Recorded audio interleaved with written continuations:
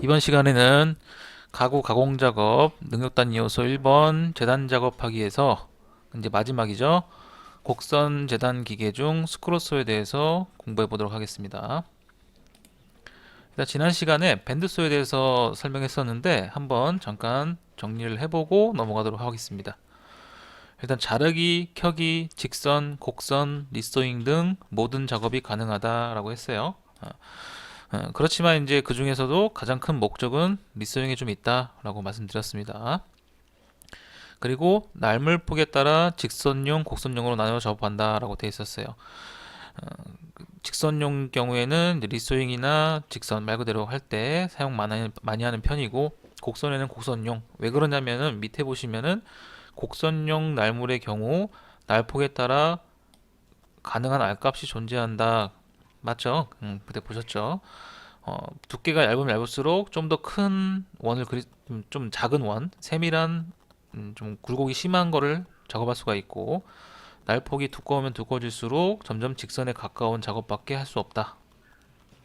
그래서 한계 영역을 넘을 경우 파손의 원이 될 수 있다. 두꺼운 폭이 넓은 날물을 낀 상태에서 무리하게 라운드 작업을 했을 때 당연히 날물이 빠지거나 끊기거나 한다고 했어요. 그리고 두꺼운 목재를 가르는 리스용에 특화되어 있는 기계이다. 리스용에 특화되어 있는 기계이다. 이렇게까지 했고요. 이제 스크로스 한번 보시죠. 곡선 가공 재단 기계의 종류 중에 하나인 스크로스입니다. 형태는 이렇게 생겼어요.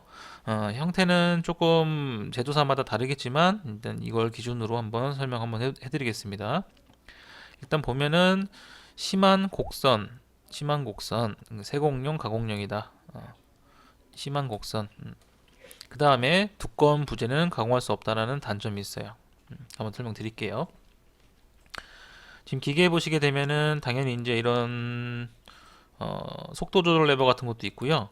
장력 조절 레버 같은 게 있고 구동 모터가 있고, 그 다음에 이제 여기는 보이지가 않지만 뭐 이쪽 부분에 아마 버튼이 있는 것 같아요. 또는 이제 실습 영상에 보시게 되면은 페달을 밟아서 하는 게 있는데, 그런 식으로 페달이 존재하는 것도 있습니다. 이 친구 같은 경우에는요, 여기 뭔가 이렇게 기둥이 하나가 있죠. 이 밑에도 똑같은 친구가 하나가 있어요. 그래서 어떻게 움직이냐면 이 줄이 재봉틀처럼 위아래로 왔다 갔다 합니다. 왔다 갔다 위아래로 덜컹덜컹 해요. 한마디로 톱을 이제 세로로 해놓고 위아래로 움직이면서 썰어 나간다고 생각하시면 돼요. 그것처럼. 근데 보시다시피 날 두께가 아주 세밀합니다. 지금 거의 뭐 잘 안 보이죠? 안 보일 정도로 세밀한데, 이 날 두께에 따라서 얘도 또한 원하는 R값이 있는데, 기본적으로 모든 날물들이 2mm 정도 그 안팎이라고 생각하시면 돼요. 1.1mm짜리도 있고요. 0.9mm, 0.8mm짜리도 있습니다. 얇은 날부터 두꺼워도 2.5mm가 넘지 않는 걸로 알고 있어요. 그래서 그만큼 아주 동글동글한, 지금 실제 보이는 것만큼 여기가 만약에 한 1cm다, 아까 10mm다, 10mm의 지름을 갖고 있는 원도 그리는데 전혀 지장이 없을 정도로 심한 곡선에, 한마디로 세공용이죠. 세공용으로 적합하다라고 되어 있어요. 그러니까 위아래로 움직이는 속도를 좀 더 빨리 할 수 있는 게 속도 조절 레버고요. 그 다음에 얘 또한 여기 보시면은 로브가 하나가 있어요. 손잡이가. 그게 날물을 고정해주는 레버인데 위아래 동시에 있습니다. 똑같은 게. 그래서 날물을 걔가 잡아주는 상태예요. 잡아준 상태에서 여기 부분이 지금 이제 스크롤스의 암이라고 합니다. 암, 팔. 이 부분을 장력 조절 레버로 해서 돌리게 되면은 얘가 올라가요. 올라가면서 텐션이 짱짱해지겠죠. 밴드소처럼 텐션으로 작업을 하는 기계라고 생각하시면 돼요. 그리고 여기 보면 노루발이라고 있어요. 노루발. 혹시 재봉틀 사용해 보신 분들이라면은 노루발이 뭔지 아실 거예요. 근데 노루발이 뭐냐면요, 여기 보이죠, 노루발. 지금 보면 여기 노루발 부분의 밑부분이 지금 부재와 거의 밀착되는 상태예요. 그만큼 날모를, 이 부재를 손으로 잡지 않고 그냥 책상 위에 올려놓은 상태에서 톱질을 가한다고 했을 때 과연 이 나무가 무게가 상당하다면 모를까? 아니면 위아래로 널뛰겠죠. 그거를 이 노루발이라는 친구가 이제 못 덜컹거리지 않도록 잡아주는 역할을 해줘요. 그래서 꼭 존재해야 됩니다. 노루발. 안전과 원하는 결과값을 얻기 위해서는 노루발을 꼭 세팅하시고 작업을 하셔야 돼요. 그리고 얘 같은 경우는 저기 밴드소처럼 똑같이 이 각도 조절 랩을 통해서 여기 이제 각도가 그려져 있는 게 있고요. 각도 조절을 통해서 사선으로 재단을 가능하다라고 생각하시면 됩니다. 그리고 여기 보면은 바람불기 호스라고 되어 있어요. 요거예요. 요건데 에어로 여기서 계속 바람이 나와요. 그 이유는 뭐냐면 밴드소나 테이블소 이런 것도 보시게 되면 워낙 그게 고속으로 회전하기 때문에 보통 그 톱밥이나 이런 것들이 밖으로 날아가거나 밴드소 같은 경우에는 아래로 끄집어 내려가죠. 그래서 집진구들이 아래쪽에 존재를 해요. 얘도 위아래로 되겠지 하지만 아래로 가는 거는 여기 집진구를 통해서 배출이 되지만 위로 올라가는 부분은 어쩔 수 없이 존재를 합니다. 위로 긁어 올리기 때문에.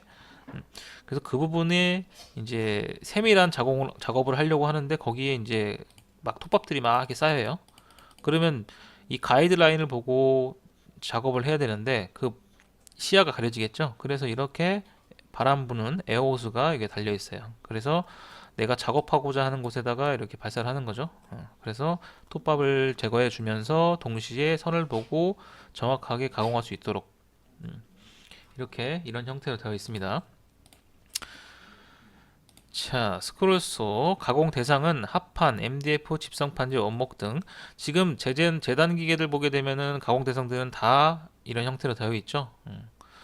그리고 모두 가능하나 주로 작고 두께가 얇은 부재 가공에 적합하여 주로 세공 작업에 사용한다라고 되어 있어요.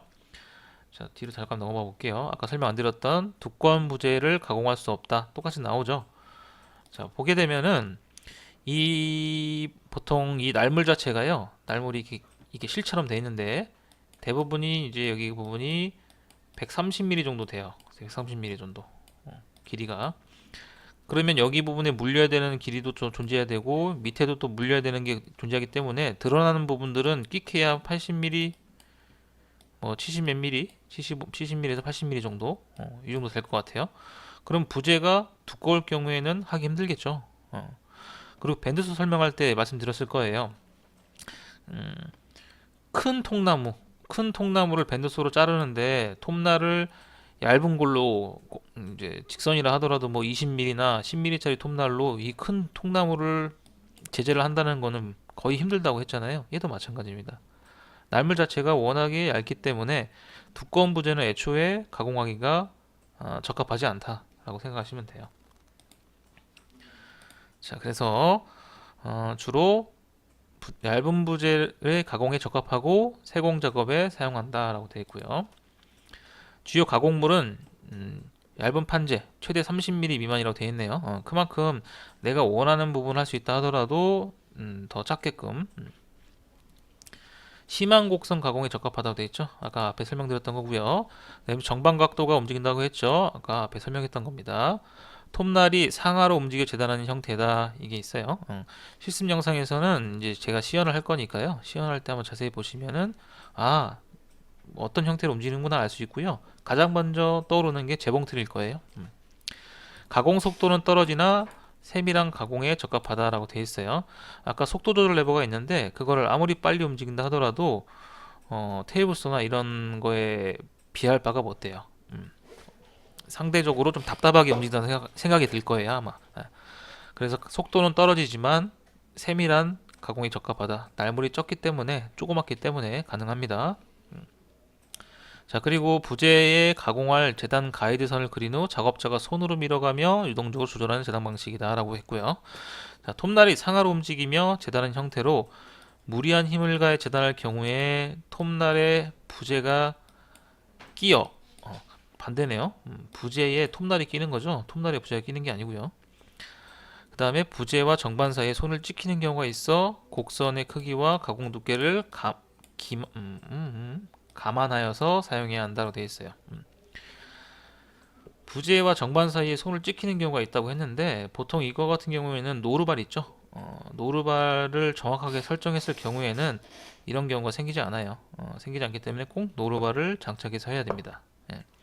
근데 가끔 빼고 하는 경우가 있어요. 어떤 경우냐면은 조금 이 노르발에 대한 사이즈 부분도 존재하기 때문에 얘가 완전히 올린다고 하더라도 이 정도밖에 안 나오겠죠. 그럼 그만큼 가공폭이 쪼개들겠죠.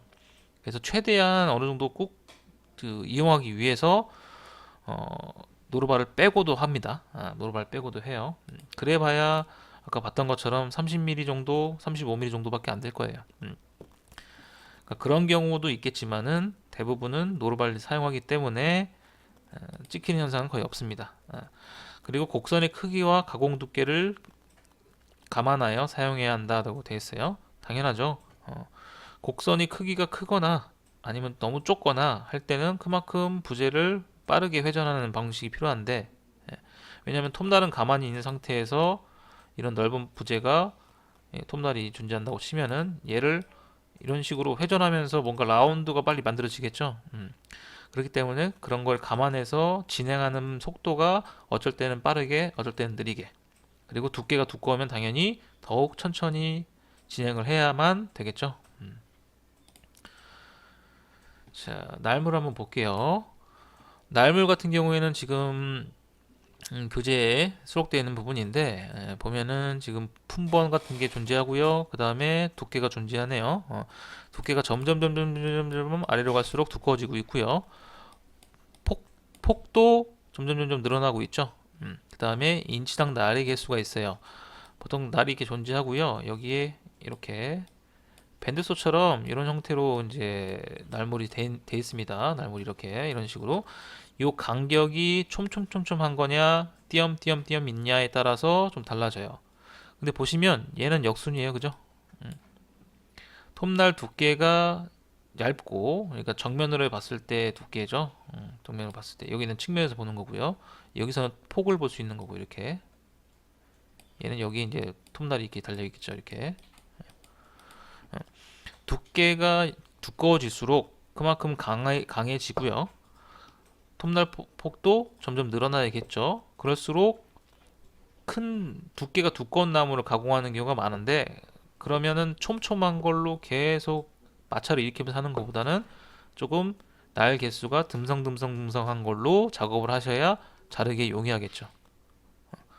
그러니까 상대적으로 이 2-0번 이 품목 같은 경우에는 아주 얇은 거를 한 번에 마감 라인처럼 곱게 작업할 때는 사용하겠죠.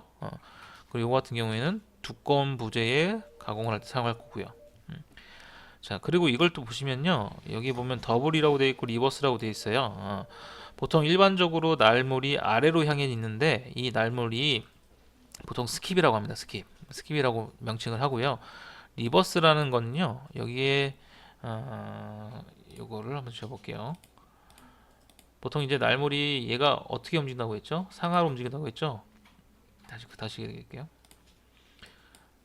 상하로 움직이기 때문에 톱날이 있고 위에서는 내려 찍으면서 이렇게 날물이 아래를 보고 있고요.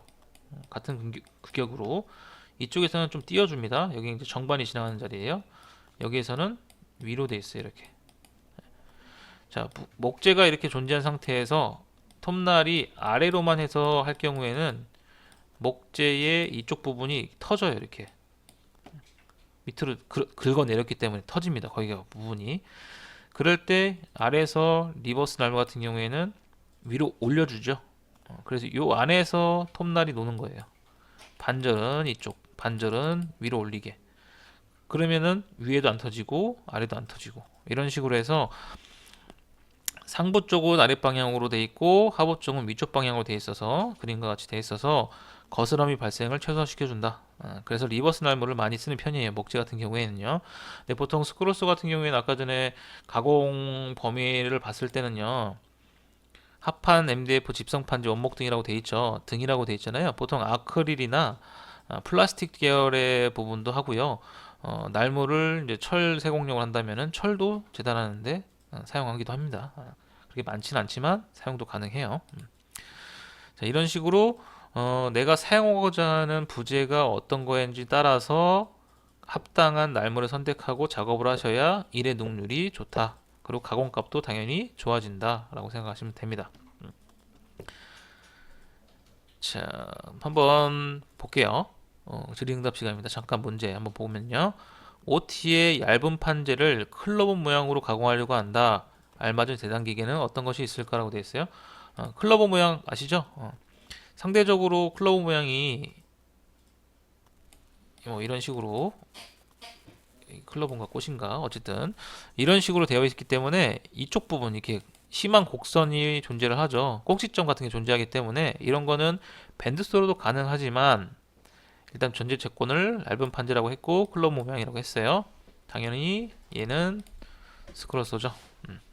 지금 스크롤소에 배우고 있으니까요. 근데 이런 얇은 판재냐 그 다음에 이런 클로버 모양처럼 뭔가 심한 굴곡이 있는 것이냐에 대해서 좀 판단할 줄 아셔야 됩니다. 자 넘어가죠. 다시 자 재단 작업하기 학습 정리 해볼게요. 지금 여러분들이 이게 총 학습 정리입니다. 이론 수업을 같이 하고 또 실습 영상도 같이 보면서 이제 이론적인 명칭들도 다 배우셨고 그 다음에 눈으로지만 아쉽게 실제 해보진 않았지만 눈으로라도 이런 방식으로 움직이고 이런 식으로 재단하는구나 라는 걸 아시게 됐을 거예요. 그래서 총합적으로 한번 정리해 보도록 할게요. 일단은 직선 가공 재단 기계 먼저 했었죠. 패널소, 점핑소, 테이블소, 슬라이딩 테이블소 등 했었는데 주로 많이 쓰는 거는 테이블소와 슬라이딩 테이블소 해서 실습 영상을 봤었고요.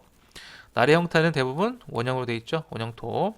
그때 원형톱 보면은 외경, 내경, 그 다음에 톱날 두께, 판 두께, 팁 두께, 팁수, 팁수에 따라서 켜기 자르기용으로 나온다. 그 다음에 복합날도 있다. 자, 그 다음 테이블소는 톱날과 가이드가 평행하고 슬라이딩 테이블소는 직각을 이루고 있다. 여기 중요하다고 했었죠. 테이블소는 톱날과 가이드가 평행하고 슬라이딩 테이블소는 톱날과 가이드가 직각으로 되어 있다. 이렇게 직각으로 되어 있다. 자, 그리고 테이블소에서 좁은 폭의 목재를 자르고자 한다면 아마 좁은 폭의 길이는 길고 폭이 좁은 목재를 자르고자 한다면 뭐 해야 된다? 썰매를 사용하여야 한다. 요 네 가지 부분을 확실하게 숙지하고 계셔야 됩니다. 확실하게 숙지하고 계셔야 돼요. 어떻게 보면 요거는 이제 종류니까 원형 톱으로 되어 있고 팁수에 따라 켜기 자르기 복합용. 그 다음에 테이블소는 톱날과 가이드가 평행하고 슬라이딩 테이블소는 직각을 이루고 있고 그 다음에 테이블소에는 그러면 직각을 직선 자르기를 못하냐? 아니다. 썰매를 사용하면 자를 수 있다. 요까지. 자, 그 다음에 곡선 가공 재단 기계에 대해서 볼게요. 밴드소와 스크롤소 등이 있었죠. 밴드소는 날물의 형태는 이름 그대로 밴드 형태로 되어 있다. 끊어져 있지 않다고 그랬죠. 날폭에 따라서 직선용과 곡선용으로 나뉜다 라고 되어 있어요. 날폭에 따라서 당연히 날폭이 좁은 것 같은 경우에는 곡선이고요. 직선인 것 같은 경우에는 날폭이 넓겠죠. 그때 그 교재에 보면 이렇게 해서 R값 이렇게 되어 있는 거 점점 그 굴곡이 점점 심해지는 거 이거 그래프 보셨죠? 그거 생각하시면 됩니다. 그 다음에 밴드소는 완만한 곡선, 스크롤소는 급격한 곡선, 또 심한 곡선, 그죠? 심한 곡선. 그러면 내가 어떤 작업을 할 때 가장 먼저 할 게 뭐예요? 이 작업을 하려면 어떤 기계로 해야 되지? 라는 것부터 생각해 보셔야겠죠? 그래서 그런 때 내가 이 지식을 알고 있다면은 내가 합당한 이 작업에 적합한 기계를 사용해서 작업을 할 수 있겠죠. 그리고 스크롤소는 내부에서부터 가공된다. 밴드소는 불가능하다라고 했어요. 이 부분은 지금 이제 이런 시간에는 알 수 없겠지만요. 이제 이어서 하는 실습 영상에서 보시게 되면은 내부로 가공하는 거를 할 수 있어요.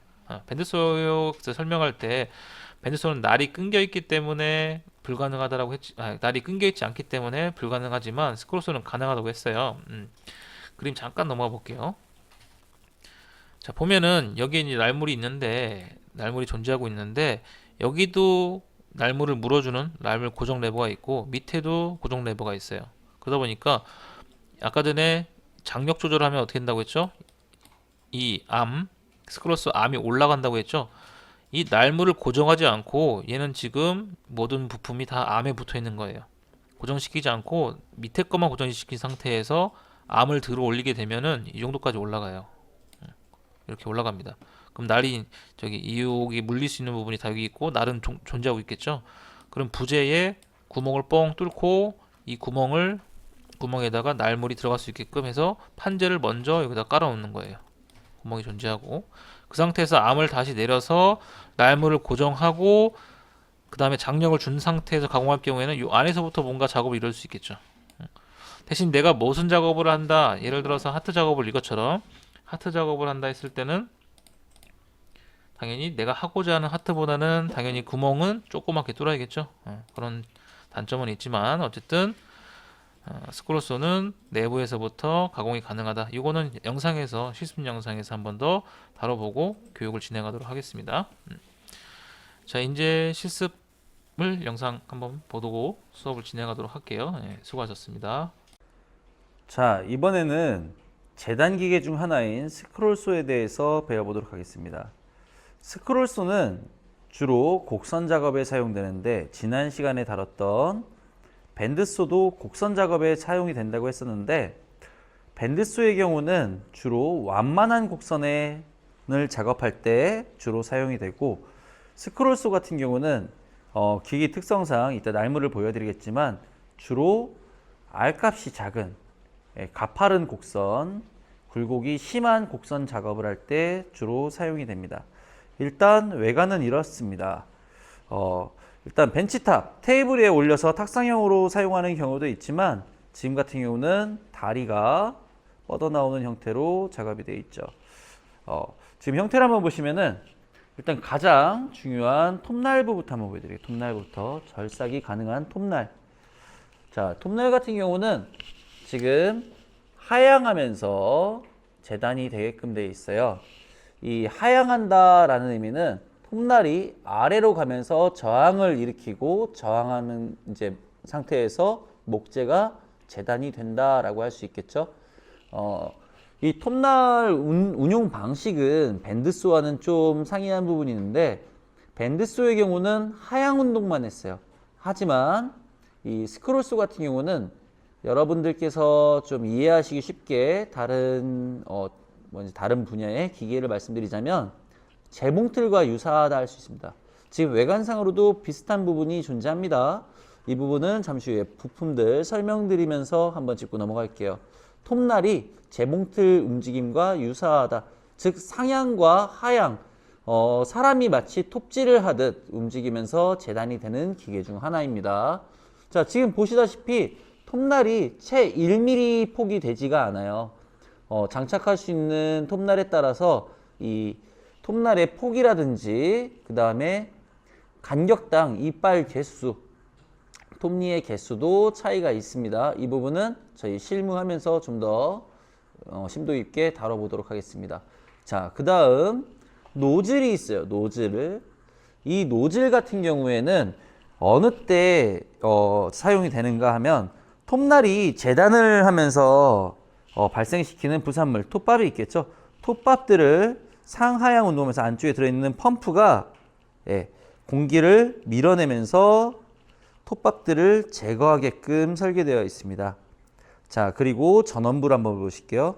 전원부를 보시면은 지금 자, 전원 스위치 작동을 하게끔 되어 있는 스위치가 있어요. 지금 그리고 위쪽에 속도를 조절해 줄 수 있는 레버가 있고요. 자, 그리고 뒤쪽 하단 부분을 한번 볼게요. 옆면. 자, 마치 온 버튼, 오프 버튼 같은 게 있는데 톱날이 작동할 수 있게끔 도와주는 작동 스위치는 아니고 전원을 공급해주는 스위치와 그렇지 않은 차단해주는 오프 스위치가 있습니다. 그리고 뒤쪽에 보시면은 자, 노브가 하나 존재하죠. 이 노브 같은 경우는 톱날의 장력을 조정해주는 노브가 되겠습니다. 자, 기계 부품들이 상당히 간단하게 준비되어 있죠. 자, 그리고 보시면은 실제로 재단을 할 때 지금 상하향 운동하는 걸 보셨을 거예요. 이 상하향 운동을 할 때 목재가 저항을 일으키고 마치 널뛰듯이 덜썩덜썩거리게 되는데 이 경우에 이 노루발이라는 이 부속이 목재를 눌러주게 되면서 들썩거리는 것을 잡아준다라고 생각하시면 되겠습니다. 그래서 이 노루발은 목재 두께에 따라 이 높이를 조정해 줘야 되는데 그 부속은 이 노루발 모양에서 이 후면부에 있는 노브가 이 높이를 잠가주고 풀어주고 하는 부속이 되겠습니다. 자, 그리고 전체적인 이 바디 부분에서 테이블소, 밴드소, 그리고 기타 이제 목공 기계들에서 보시면 정반이라고 하는 부속이 있고 그 정반이라는 부속이 여기 이제 깔려 있는 이 테이블 부속이 되겠습니다. 그리고 이 앞부분 이제 재단을 할 때 이 부속물들이 연결되어 있는 다리 형태로 이루어져 있죠. 정반 사이즈에 따라서 내가 가공하고자 하는 그 목물, 부재의 치수도 정해질 수가 있겠습니다.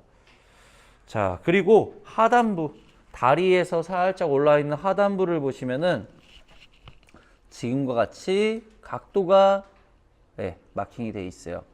그리고 톱니가 존재하죠.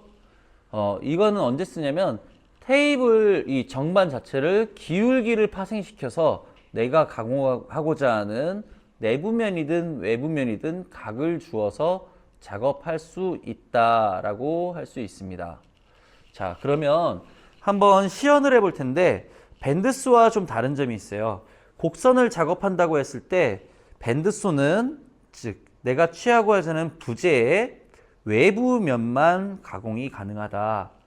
스크롤소의 경우는 내부면까지도 작업이 가능하다라고 말씀을 드릴 수가 있습니다. 지금 작업된 예시물을 한번 보여드릴 텐데 자, 일단 이 부재는 제가 가공할 패널이 되겠고 자, 지금 돌고래 형상을 띠고 있는 이 작업물 오너먼트는 외부만 따낸 것이 아니라 내부도로 덜어놨어요. 밴드소로도 작업이 가능하다라고 하시는 분들이 있는데 밴드소로 작업을 했을 때는 어딘가 내부로 들어가면서 끊기는 점이 발생할 수밖에 없는데 스크롤스는 그것을 해낼 수 있는 기계에 속해요. 제가 아까 전에 재봉틀과 유사한 면을 갖는다라고 했는데 바늘과 실이 연결되어 있는 기계가 재봉틀이 되겠죠. 그 바늘을 연결하고 내부부터 꿰매낼 수 있듯이 역시 이 톱날을 상부든 하부든 탈거해낸 후에 다시 미리 뚫린 구멍으로 이어서 내부를 작업하는 모습도 시연해 드리도록 하겠습니다. 자, 그러면 잠시 후에 시연을 시작해 보겠습니다. 자, 시연에 앞서서 저는 어느 것을 취할 건지에 대해서 먼저 말씀드리도록 할게요. 자, 이 곡선은 제가 이 넓은 판을 취하려는 거예요. 이 재단이 되고 나서 곡선 재단이 되고 나서 이 부재는 이제 버리는 그런 부재가 될 것이고, 자, 이 안쪽에 그려진 이 슬라임 같은 형태의 이런 자유곡선은 내부를 버리고 역시 외부를 취해낼 겁니다. 자, 그럼 한번 시연을 해볼 텐데 저는 외부부터 작업을 해보겠습니다. 아까 전에 재봉틀과 유사한 형태를 갖는다. 톱날은 상향과 하향을 반복하면서 목재와 저항을 일으켜 재단을 하는 그런 프로세스가 있다. 자, 그러면 상향 하향 운동을 하다 보면 한번 보여드리도록 할게요. 부재가 지금처럼 널뛰는 현상을 막기 위해 노루발이 존재한다고 말씀드렸습니다. 자, 노루발을 측면에서 한번 보여드리도록 할게요. 측면에서 보시면은 전면부 기준으로 맞췄을 때 진입이 안 된다. 이유는 자, 해제 후에 맞춰보도록 할게요. 해당하는 목재 두께에 맞췄을 때 우리는 진입을 할 수가 없어요. 왜? 턱이 있기 때문이죠. 그래서 이 적정 높이를 설정하기 위해서는 뒷면에서 맞추는 것이 비교적 좋은 방법이 될 수 있습니다. 자, 한번 높이를 맞췄으면 뒤쪽에 노루발이 체결된 노브만 건드셔야 돼요. 이렇게 맞춰주시고 전면부에서 진입이 시작되면 됩니다. 자, 아까 전에 말씀드렸을 때 스위치 뒤쪽으로 이제 작동되는 속도를 조정할 수 있는 다이얼이 있다고 했는데 여러분들께서 스크롤소를 입문하거나 혹은 이제 시작하는 단계에 계신 먼저 훈련생들 같은 경우에는 최저 속도로 시작을 해보시는 게 좋습니다. 최저 속도. 고속도로 시작을 했을 때에는 널뛰는 현상이라든지 기계는 빨리 움직이는데 내가 따라갈 수 있는 속도가 더뎌지기 때문에 목재 단면이 심하게 타버려서 왜곡되는 현상도 보실 수 있습니다. 좋은 방법은 아니겠죠? 자, 한번 시연해 보도록 할게요. 자, 작업을 할 때 넓은 면을 버리는 경우에도 혹은 좁은 면을 버리는 경우에도 내가 안정적으로 파지할 수 있는 부분은 충분히 나와야 한다. 자, 그리고 진입각 자체를 이렇게 들어가는 경우에는 급격하게 각도를 틀어야 되기 때문에 작업에 어려움도 있고 톱날도 손상될 수가 있기 때문에 진입각을 톱날과 수직선이나 혹은 수평선에 맞춰서 작업을 하시는 게 좋겠습니다.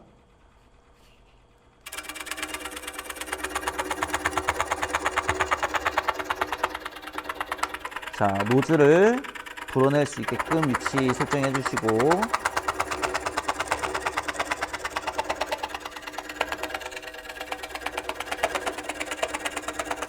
자, 저는 속도를 좀 더 올려 볼게요.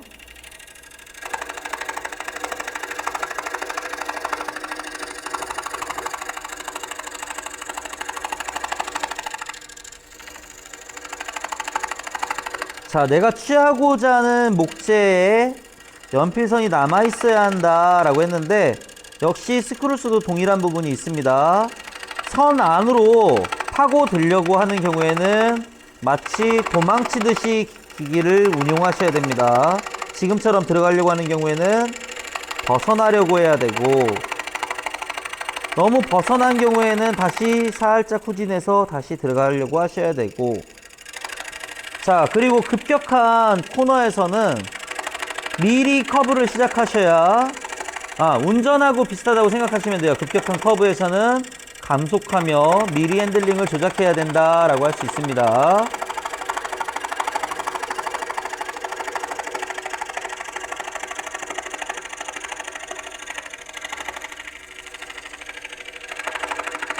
자, 이 노루발은 아까 전에 말씀드렸듯이 목재가 널뛰는 것뿐만 아니라 손이 톱날에 가까이 가는 것을 막아주기 때문에 밴드소보다는 비교적 안전하다라고 할 수 있겠죠.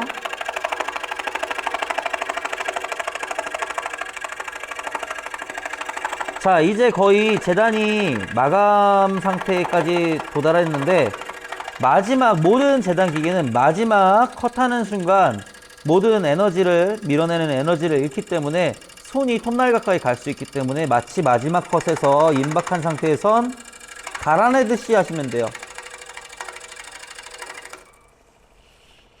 자, 제가 이전에 말씀드린 바와 같이 연필선이 내가 취하고자 하는 이 부재에 남아 있어야 하고 기타 연마 작업이라든지 후속 작업 등을 통해서 보다 정밀한 값으로 목재를 취할 수 있다라고 할 수 있습니다. 자, 그러면 외부가 아닌 내부, 자, 투각 작업이라고도 하죠. 을 한번 해보도록 하겠습니다. 자, 이전에는 다루지 않았던 부분이 있는데 뒤쪽에 흰색 레버가 뒤로 젖혀져 있는 듯한 형상을 관찰할 수 있습니다. 역시 이것도 톱날의 이 장력을 최대치까지 끌어올려주는 부속물인데 해제를 해줘요. 그럼 톱날이 느슨해진 것을 육안상 확인 가능하죠. 자, 이 상태에서 상부 쪽에 있는 노브를 풀어요.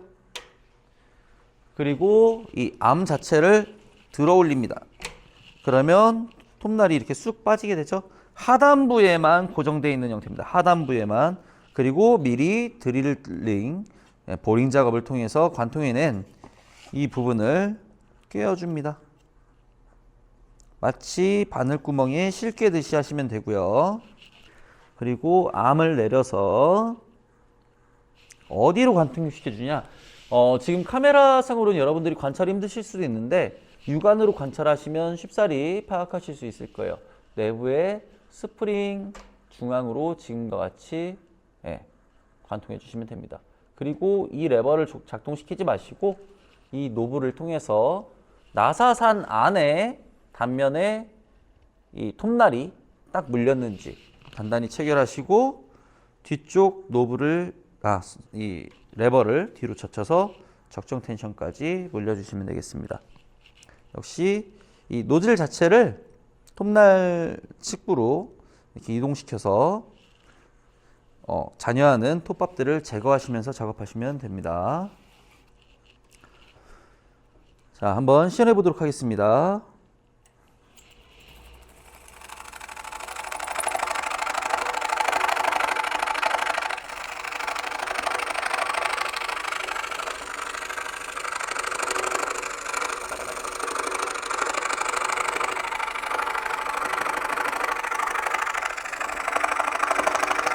자, 익숙해진 경우에는 본인 적정 속도를 찾아서 작업하시면 돼요. 저는 속도를 좀 더 올리겠습니다.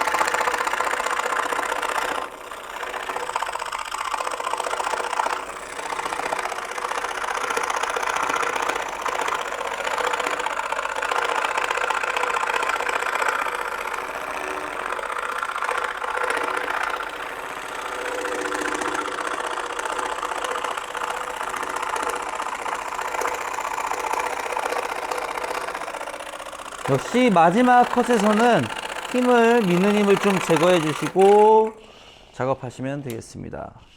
자, 그리고 부재를 이제 빼내야 할 때는 역시 이전 체결하기 전에 역순이 되겠죠? 위쪽 노브, 레버 해제, 노브 풀고, 암 드러내고, 부재를 빼내면 됩니다. 그리고 내가 취하고자 하는 부재에는 연필선이 남아 있어야 한다. 그리고 이전 상태로 복귀해 주시면 되겠습니다. 중심부로 톱날 넣고 노브 조이고 레버 뒤로 젖히고